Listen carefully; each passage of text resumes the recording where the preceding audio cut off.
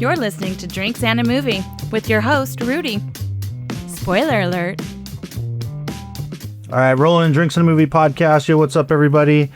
Scream 7 is out now. We've both seen it. Carissa's co-hosting with me. Hey. And we'll be talking Scream 7. But first, we're going to drink a little rum this time. It's been a while since I've done a rum. We are doing, I'm just going to pour a little bit. That's perfect. Formerly Plantation. This bottle's pretty fucking old, so it still has the Plantation label. I thought they changed it. Now it's Planteray. But this is, so I'm going to say this is the Planteray Barbados rum. This is the XO 20th anniversary edition, I believe it was called. When I first got into spirits, I was like really into rum. That's kind of where I started. Well, not even into it in a nerdy way, but it's just what I drank at the time because I was into rum and cokes. So this was one of the kind of sipping rums I bought back then, and I literally haven't had it in years. So let's see how it goes. Really good. It's like, man, it's almost too sweet for me to smell rum now. You know, I'm so right used up my to alley, my guy. Yeah, right up my alley. I'm like, this is gonna be perfect. I'm like too used to the other stuff. So on the nose, I mean, I don't know. It's hard for me to. It's kind of thick. It's like thick when you sniff it. Like syrupy, right? Yeah, like even on the aroma, syrupy, it's like syrupy. Well, cheers. Let's just go in. Yum. It's sweet. By the way, I think this is 80 proof. Let me double check. Yeah, 80 proof. because it has a little bit of bite on the back end. Woo. A little hot. It's strong. I remember when I first got into this, I was able to pick out more flavors from it, but I can't really. You know, it's so wild. Drinking this, it really does feel like you're like on a beach. It just emits. I don't know if that's just because we always drink, you know, around mostly tropical spots, but. No, I know what you mean. Like even in the aroma, like there's something about it, like just the spirit evokes that kind of like. Yeah, I don't know, Barbados straight from the barrel. Like it does. It like tastes like it's from a barrel. Somebody just cracked that baby open. So I know I used to get on this. I can't taste it now, but like a little bit of coconut, a little bit of pineapple, a little bit of banana with that kind of syrup, you know. Banana, okay. Banana. I get coconut and banana for sure. Those are actually pretty strong to me. I like this one. See, this is what I'm talking about. Yeah, I should have done rum for the Bond movies since a lot of them take place in the Caribbean and shit like that. And but yeah, I mean, man, let's jump into it. Scream 7, 2026, 30 years since Scream 1. I saw this on like Thursday, right when it opened. You just saw it today, so it's already had its weekend where apparently it's made more money at the box office opening weekend than all the past installments. Really? So many people were talking about how they were gonna boycott it because of, you know, the whole. Yeah, and there was, so, you know, I live right next door to Paramount, and there was protest on last Wednesday, which was when the premiere for like the cast and crew and all that were at Paramount. And yeah, there were people outside like picketing and all that. I mean, I don't know. I don't even know anything about that stuff, so I'm not going to get into it, but there is something to say for the fact that it was Melissa Barrera. Was that her name? Barrera? Yeah. Because she was fired over making some comments. And this was supposed to be like another trilogy with her and Jenna Ortega as kind of the main people. But then she got fired. And because of that, Jenna Ortega left. So from what I heard, they actually spent like a shit ton of extra money to like rewrite the script from ground zero. Right? Like 500,000. Yeah, that sounds right. Not to mention, like the reason Neve Campbell didn't come back in the last one was, I guess, a pay dispute where they didn't want to give her a certain amount. Yep. So now not only did they have to do a massive rewrite, but then pay her what she needs, and it's probably more than it would have been last time she's like, listen, to come bitches. back. Yeah. And I mean, shit, rightfully so. I mean, it is like, get your money, girl. Yeah, it's her shit. But okay, this one's a doozy, guys. It's written by Kevin Williamson again, which is cool. Directed by Kevin Williamson, so the first time he's directed any of these movies. And let me hear your thoughts first. Like, go ahead and give me your overview. Okay. Overview. Listen. All right. I didn't love this movie. I appreciate what they try to do with it. And I like the commentary. But first off, let me say, I got that rug was pulled out from under me when I was like, wait a second, he's not back? I'll start with that. I'm like, you guys bamboozled us. But that I think the way that they approached all of this with what it was good. But I didn't like love it. I thought some of the stuff was a little silly for me, but those were some of the most gruesome kills that any of the Scream, like that I've seen. Really? Yeah. Okay. Yeah. Like, because they usually don't, they're like, ooh, stab, cover up the stab hole kind of thing. You know what I mean? But they showed a lot of like stuff in this one. I was very surprised. I somehow I'm like forgetting all this because another one of my friends said the same thing. He was commenting on that, and I'm like, really? Did I like miss all the kills or what? Like maybe because like usually they never. Okay, so we'll get to that, but I didn't love it. I didn't hate it. It really, I just sat there and I watched it and I was like, okay, I don't even think I liked it enough to put it in the background while I'm like cleaning up my house, honestly. Right. You know, I was a little disappointed. Let me give the synopsis real quick. So I keep forgetting to do that. When a new Ghostface killer emerges in the town where Sidney Prescott has built a new life, her darkest fears are realized as her daughter becomes the next target. All right, so here's my quick overview of this movie.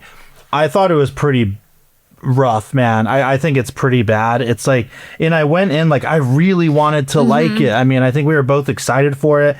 I think all the movies have been like I don't think there was a bad one up to this point. Like it's by far many levels beyond even part 6, which you know is my least favorite, but I don't dislike that one necessarily. Yeah. There's just aspects of it I don't like. I think let's talk the opening sequence first. Number 1, the trailer played too much of that opening. Yeah, the movie trailer was like, it's basically the whole entire thing. Like you already know that's all going to play out. And it was like, maybe could have been interesting, but since we already saw it and knew it, it like was kind of fine. It did have, down this realm, sorry. Some like funny moments in that opening, you know, that idea with the guy being like a nerd for the movies and she's not really into it. There was some decent humor there. But overall, and I mean, the Scream movies to me are kind of like the James Bond movies where you need that really great cold open and that sets you up. Like if the cold open is really good, you know you're in for a good ride. Yeah. And this one was, to me, the weakest one. Like I remember when we did our episodes on every Scream movie, it was like, man, they keep like, at least for me, I'm like, oh, part 4, like, did this really interesting kind of meta movie within a movie within a movie thing. Then Scream 2022, you know, kind of had the update, like the cell phones and the security and the update on, like texting and elevated horror and that whole dialogue. Yeah. Like this updated dialogue, to the first movie, basically redoing the first scene, but in this new, a kind of updated version I thought was cool. And then we talked about Scream 6 had a banger opening where you like already figure out who the killer is, and it's you know, they get someone like Samara Weaving who normally would survive this shit, but they kind of Drew Barrymore her and like kill her in the beginning. And so there's always been some interesting stuff, and then here it was just the most kind of, I was like, screw the house, and I get it. I think my favorite part about this was when they're like, oh the questions, because it's like you're staying in the house. And then I loved when they're like, when did Jason drown? And I was like, I know this one, he didn't. Like, and I was like, trick question, he didn't. I think that was like my favorite part of the opening, and that's pretty sad. Yeah. No, that was for sure the best part of that opening. And when we get into the movie itself, I mean, it's kind of crazy because I think I only really know Kevin Williamson's work in like the Scream films and The Faculty. I know he wrote and directed, I think he wrote it too, Teaching Mrs. Tingle. I never saw that. I never saw that one either. I don't remember what the other kind of writing credits he has are, but I feel like his writing in the Scream movies, I just love it. It really fits for me as a horror fan. But in this movie, man, there's like a big dialogue and writing that just isn't good. I'll tell you what I was thinking, and you're probably I think you're gonna resonate with this. When Sydney is sitting with her neighbor, that blonde chick from Pitch Perfect, in the coffee shop, and they're talking. But man, I'm like, oh. So, but continue. That scene, and there's a lot of other scenes like that throughout the movie. It literally came across like, I don't know, I'm not a good writer, and that's the thing. Like when I was watching the scene, it felt honestly, by the way, the phone interferes with the cable, so it gets noisy. Oh, good. That's all right. Sorry. No, you're good. I need to get like the shielded ones. I only have one like that, I think. But I thought the writing was so rough and like basic and It's so not on the nose, interesting, there's and on the nose. nothing. It literally felt like I would have like it's something I would have written. Like when I read back, right? When we read the stuff I write, and I'm like, man, this is rough, and we go back and fix it. It felt like that. Like I was reading my own like super amateur first draft kind of bullshit Just like dialogue. just get the words on the paper and we'll go and we'll fine tune it later. But nobody did that. But they never did that. It was just here's draft one. They're talking about whatever. Did that stand out? Well, it sounds like it did. Like the writing, did you feel the same way? It was just like such a disconnect, and it was just so just like on the nose. I'm like, there was nothing like clever or fun, or even when they were like explaining the tropes and this stuff, I'm like, it's just so over. Well, they didn't even really do that. They didn't. That's the thing. They're like, oh, we're not doing it this time or whatever. Yeah, it's like. And that I'm like, that kind of sucks, but okay. I get, well, and here that's the other thing with this movie is I feel like they kind of felt they had to do it, like it was a mandate. Like we have to do the trilogy, we have to do another one, not to make it good, but just to do it. Let's squeeze some money out. Which congrats to them because apparently it's doing really well. But what's cool about the movies, and I talked about this in the ranking and in each episode, is that I feel like each film has something to say about the genre and the state of the genre and where it's at, where it came from. And this has nothing to say. Like it's has nothing to say about the genre. Just another. It could have been just any random slasher movie. It's almost like what the original movies were kind of poking fun at and commenting on. This is literally that. Like Scream 1 would have talked shit about this movie. You know what I mean? Like if they make a Scream 8, it should be about what a shitty like mandate of a sequel this one is. That then at least Scream 8 will have something new to add, something to say about sequels being bullshit. Because this is that. Yeah, it had nothing to add, nothing to say, nothing interesting. Good. Yeah, give me your take on that. And the entire, like, I get what they're trying to do with like the AI thing. Yeah. I get it, but also that the entire thing, like, it made no sense. I know I was like looking at the thing and they're trying to get Melissa Barrera to like she was gonna be like, it was like, yeah, gonna be the trilogy, she was gonna be the killer or something cool, and I get they had to like struggle and try to like make something work, but like at the end, when I guess that was the whole thing, was them commenting on AI and like devices watching you and stuff. I was just like, but what does this have to do with The Neighbor and the self-help book? And then like it's not somebody from the past. I don't know, I just thought it was kind of convoluted and just like I did not love it.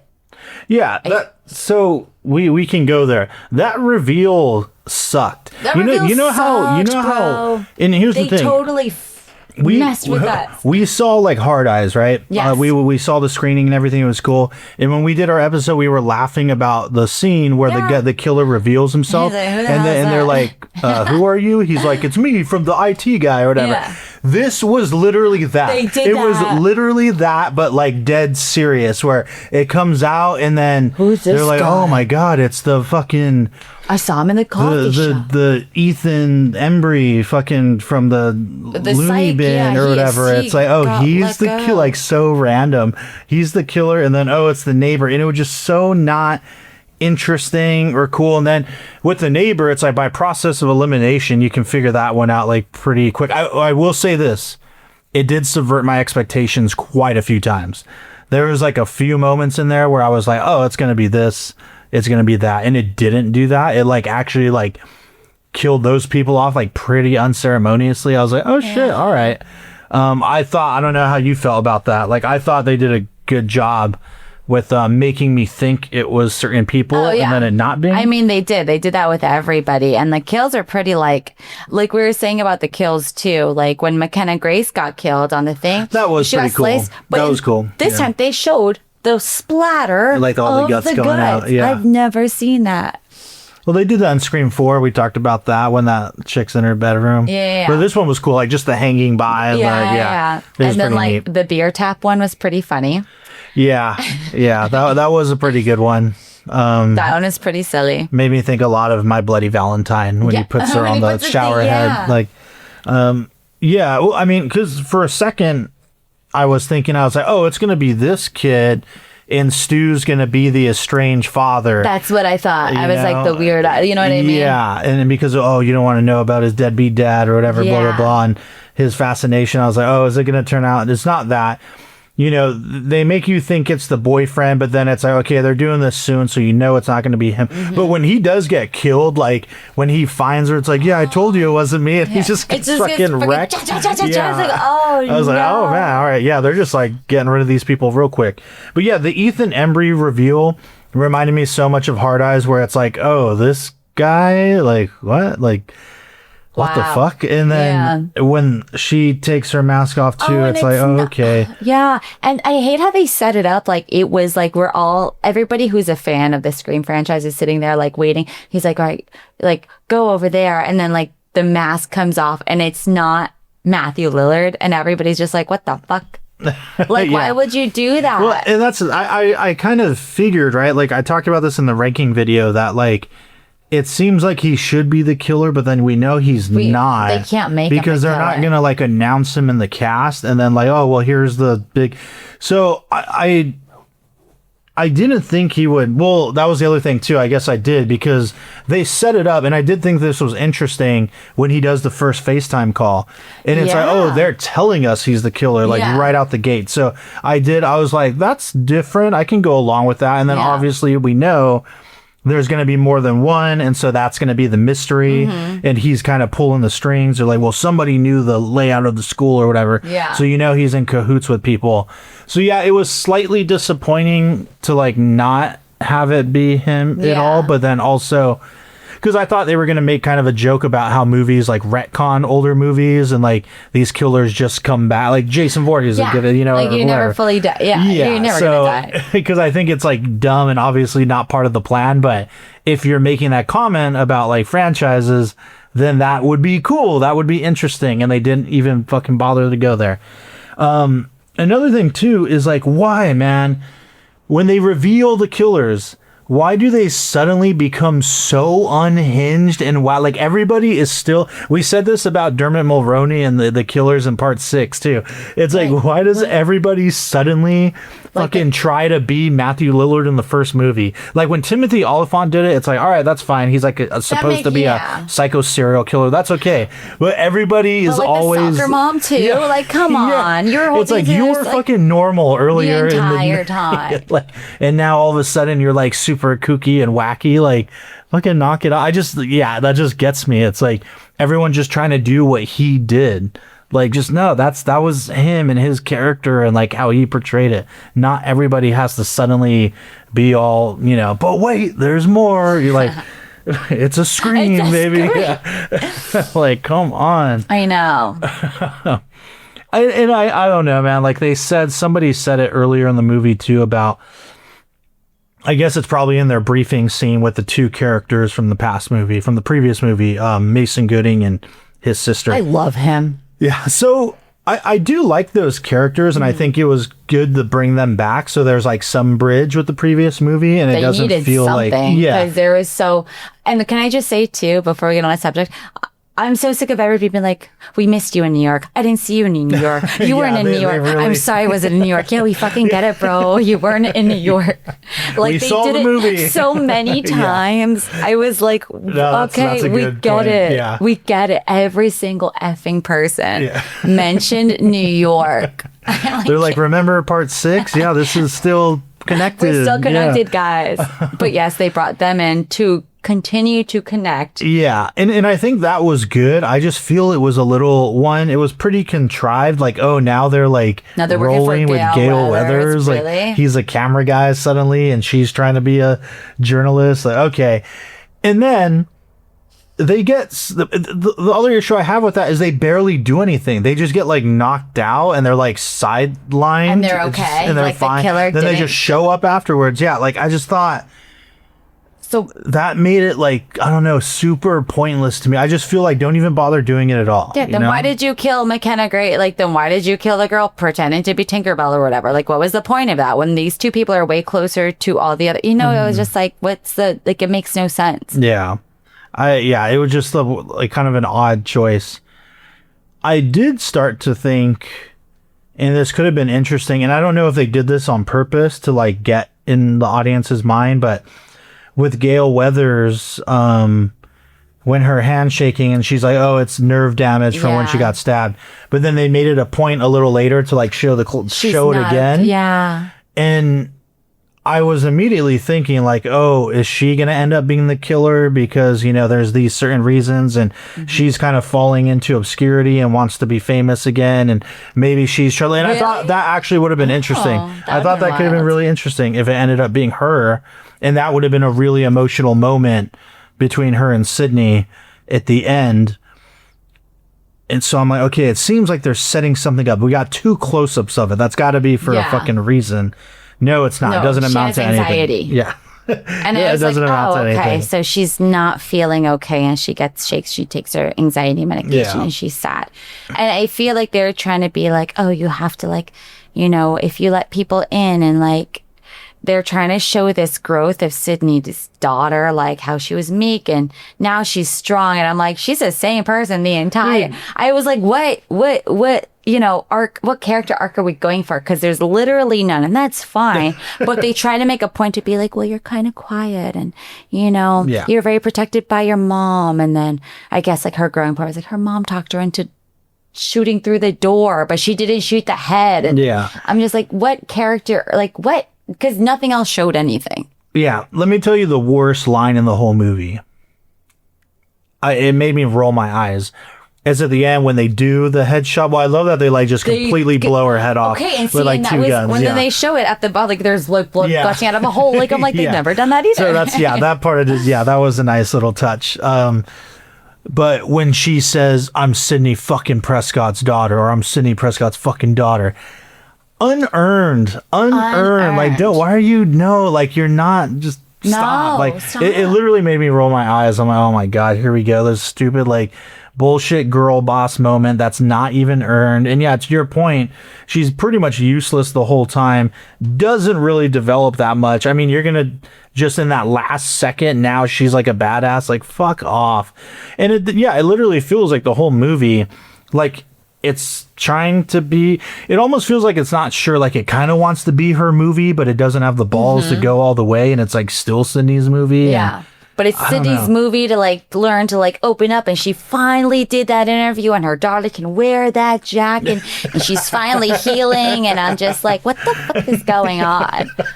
Her daughter can wear that's the character arc. That's the character arc. She got the jacket, baby. But like, yeah, it's just, it feels like all of these plots are just so underdeveloped. And then, I mean, I get you guys, you know, had to shake up and everything had to change. But still, man, there had to be better ways to do some of these things. Yeah, and I think that could have been interesting. Like, well, and even the whole idea of, I'm already forgetting because it's been like a week since I saw it. But this whole idea of, you know, trying to move on from it and like the daughter being in the shadow of her. And all that, like I think that is kind of in her like still being famous because of the shit, like and the like reminders of the kids who are just like, hey, Preston, Miss Preston, just like that's something. And like how do you deal with that? Like I think that like there was something there that could have been explored in like a really cool dramatic way, and it just didn't. It didn't. It had her sitting down at the blonde lady of coffee, like, God, the other thing with that scene, and I knew this was going wrong when during that scene when she's talking about, you know, I'm just tired of the this and that and blah blah blah. And that's how I felt. Like it had me feeling like, yeah, man, I'm kind of tired of this movie already. I'm tired for Sydney. Let's just leave her alone now. Just let her go. Just let it go. But that was not. And then why did she have to do the ghost face killer thing? Like you said that she like inspired, did everything for you, made you kill your husband. Good for you, girl. We're down with that. But now you live in the town with her. Like what's wrong? Because she didn't go to New York? Like what? Yeah, it was a weird weird motivation. Like, it's kind of like Rocky 3 when they're like, the worst thing that could have happened to you happened to you. You got civilized, and that's why you lost the fight. You need to go get the eye of the tiger. It was very much like that kind of idea of like, where's our strong Sydney? You got like you have a kid and you work in a coffee shop. You've got to be, you know, out of the darkness or whatever your book is. And that's the whole thing, is like trying to provoke her to get back into like killing like, Ghostface and being in the mix. Like, it's like, bro, she got out of the dark. She has a coffee shop and she's living a good life. Like, what are you talking about? Why is this necessary? Yeah, very, very odd. I think Joel McHale's casting was kind of weird as the father. Yeah, I was just like, interesting. Some of these castings in here, I was like, okay, like whatever makes you happy. Yeah, it was kind of weird. And then he didn't die. Really? Yeah. Really? Yeah. Oh my God. Like how they try to set up the theater teacher too. Like he's going to be like, all because he says, just, you know, your mom would have been able to do that or whatever the fuck he says. Yeah, like, like weird thing to say to a student. Well, especially when she's playing a dog. Yeah. He's like, what the shit? Like, what is going on? But then when he's in, like, when all the after they kill the ghost face and the crowd's there and they're like looking at the crowd and he's just there glaring, it's like, okay. Yeah, I was like, we know it's not him, but he was pretty funny. But yeah, it was just some of the casting stuff. I was like, all right. I don't know. This one was just kind of a mess. And I know it's like a lot of people are going to see it, but I have not heard. I mean, I don't watch reviews because, you know, I don't want to know anything. I want to watch it, see what happens, see what they did here. And I was like, oh, okay, this kind of sucks. And I knew it was going to kind of suck, even because you're like, I'm going to let you watch it and tell me what you think. I'm like, oh, this movie fucking blows. Yeah. Because I wasn't like excited, like you gotta see it. Yeah, like when are you gonna see it? You're like, when are you gonna see it so we can do this podcast? Yeah. I was like, damn, he wants to talk shit. I love it. But you know what the saddest part is? I was so excited when when they came into my bar and they sat there, and I was like, wow, they're here. Damn, I hope this movie doesn't suck. Yeah, so rough. I mean, I wonder if they're aware of it. You know, obviously you got to promote the movie, you got to do the job, but I wonder if like they watched it at the premiere and like, I wonder like what do they think? You know, is Nev Campbell just there like, damn, what a long way we've come. She's probably just like, fuck, man. Like, it was a good paycheck. Yeah, and that's got another kid through college. And she's an actress. That's what you have a job. Yeah. And you do the job to the best of your ability. And of course, she's amazing in this movie. She'll always be great in my eyes. You know what I mean? And she looks amazing in person. Oh my God, she's beautiful. She is. Courtney, she aged so beautiful. Well. Both like gorgeous and very tiny. They're tiny, dude. Yeah. They're small. It's always interesting. I feel like a lot of actors are when like you see that. Yeah, I'm like, dang, I'm like, you guys are like, you guys are like petite, like super petite. And like everything small. about them is small. Yeah. I'm like, movie magic. But yeah, it was not.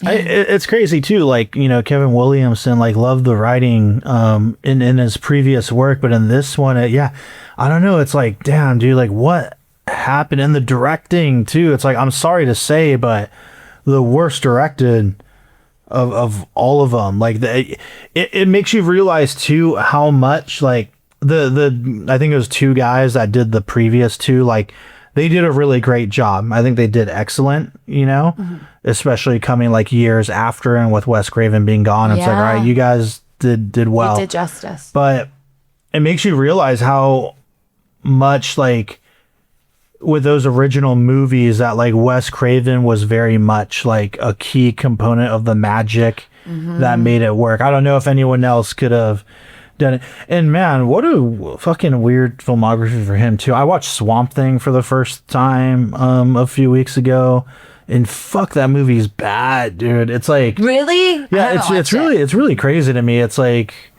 how do you go from like Last House on the Left to like Swamp Thing to Nightmare on Elm Street? Like, what the fuck? Like, that's why aren't they all just good?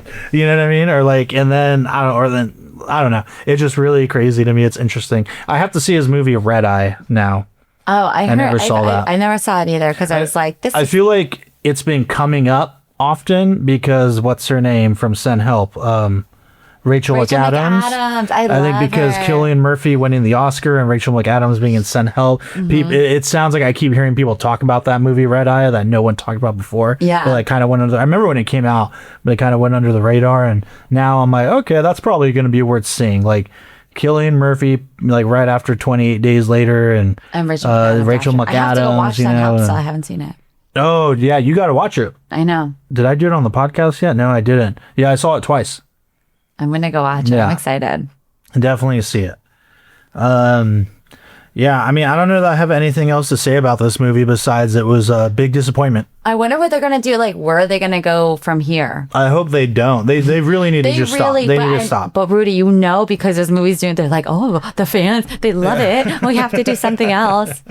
It will bring Matt Lillard back for real. For real, like you guys, for real this time. Well, that was an interesting moment too when they get to the house and they're on the TV screens and it's like not just like, him, what is this?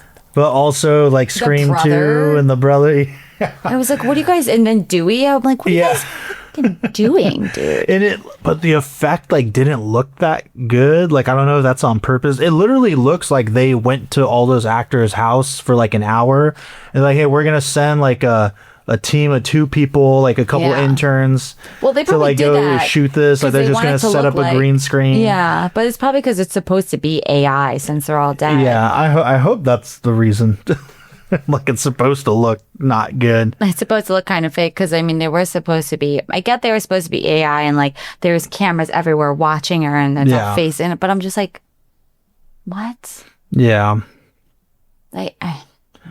Here's another thing. It bothered me more than ever how they like empty out the town, you know, so there's curfew. So that's like the excuse for there to be nobody around. But then also there's no cops and nothing. There's like alarms going off and gunshots and there's like no one. There's no like neighborhood patrol. Yeah, no police. No, and they made it a point to show the police are very much involved because Sydney's husband is the chief. And just at the very, very end, after everything's gone down, it's like, oh, here is everybody now. Everyone's out of their houses. Like, fuck off with that. But nobody noticed the chief of police was also stabbed, dying somewhere. And everybody's like, I wonder where he is. It's fucking, I don't know, man. It's so, like, it literally turns into a ghost town. I understand. You get what you're trying to do, guys. You gotta do that in some movies, but then don't have it take place where they're, like, running up and down the street and, like, using the town.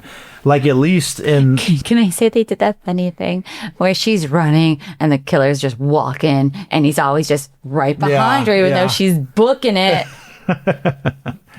Jesus, man. Yeah, what a movie. What a movie. I was not... man. Scream 7. Yeah. Too bad. Went out with a whisper, not a bang. Yeah. Yeah, man. And I thought like Scream 6 being the worst of them, at least for me, is like, that's a pretty good way to go. And I wouldn't even say the worst, just the one I like the least. Because none of those movies are bad. In my eyes. I know some people hate all the sequels. I don't think any of them are bad movies. This one is like, I wouldn't say it's the worst movie ever. Like I've heard some reviewers say that it's like the most awful movie, but it's rough. It's super rough. Especially considering it's like, I know you're a good writer. Like, you know what I mean? Got it in you. You have good actors here, at least a few of them. I don't know. Guess they should have just hired another director, man. Who knows? Oh, I mean, everybody was so excited. I mean, I know you're excited about him directing this one too. Yeah, so it's just like, it should be cool. Yeah. And just... Well, I mean, it wasn't a hit. It wasn't a hit with us. I'm sure. I don't think I've heard anybody say this was a great movie, but yeah, I'd be interested to see if there's anybody as like it starts popping up in podcasts and other reviews, anybody who actually likes it and what kind of case they can make. Again, I think that they were teetering on maybe exploring some cool ideas with her, but for me, it never really went anywhere. No. And then the villains were just like. Again, if I compare it to like a James Bond movie, it's like the villain is just as important as all the other shit. Like that could potentially make or break the movie. Yeah. And in this one, I'm sorry, I like Ethan Embry, but when he took the mask off and it's like, oh, it's you. Like, okay. you also don't look menacing, like, at all. And I don't know. Yeah, And then, now Ethan it's Embry. yeah, now it's the lady, and she just like murdered her own son, and just he sucked anyway. That was like such a Dude, that's the thing. It's like, wait a second, what? Yeah, Like, it's just like and you checked yourself into the mental institution, but Matt Lillard wasn't even there. So what, you know what I mean? Yeah. It's just like, it was very convoluted. I was like, this is, oh God. And they had no connection. They literally the killers had no connection to any, like, it's just so, remember when I was like, I guess you could just do anything nowadays? Yeah. That's what I'm saying about that. I guess you could just make a killer out of anything. Mm-hmm. So dumb. I was the person that commented on your post. But it's just the weird thing too. Yeah, like they fell in love because she committed herself, and he was like the orderly, and just like, okay, we're gonna kill people together. And now he's crazy? Yeah. The fuck? And then even when he goes out, when she just like pops him in the head, point blank, single shot, he's just, all right, he's off the board. Literally, like, what? Like, just didn't even matter. No fight, no nothing. No, nothing. I don't know. Oh, Lord. Jesus. Well, okay. I've got nothing else to say. I've got nothing else. I'm really sad that, our two brunette heroines weren't in this one. But maybe next time they'll bring them back. But then, like, that storyline's dead, dude. You can't bring that fucking... It's done. Now. It's done. Yeah. You guys ruined it. It's done. Yeah. Yep. If they do a legacy thing between the kids, I swear to God, I will lose my shit. What thing? A legacy thing between the kids. Oh, where like now Neve someone's trying to kill the daughter. And then like Melanie Barrera, Melissa Barrera. It's like Nev's daughter and Melissa's daughter. You know what I mean? They're like going against each other. Yeah, no, I hope not. Just let it go. It's done. Guys. It's done, everybody. Just let it be done. It's over. Yeah. Give them all a break. Give them a break. This rum was delicious, though. Yeah, it's pretty good. Long time since I love the bottle too. I know. It's like kind of fancy for a rum bottle. It's very just fancy. a little bit. Oh shit! All right, everybody. Well, that's a wrap on this one. Cheers. Cheers. Thank you for listening to the Drinks and a Movie podcast. You can now find us on Instagram at Drinks and a Movie Pod, where we'll be posting photos from all the various films that we discuss. You can also email us at drinksandamoviepod@gmail.com. Please rate, review, and subscribe, and thank you for listening.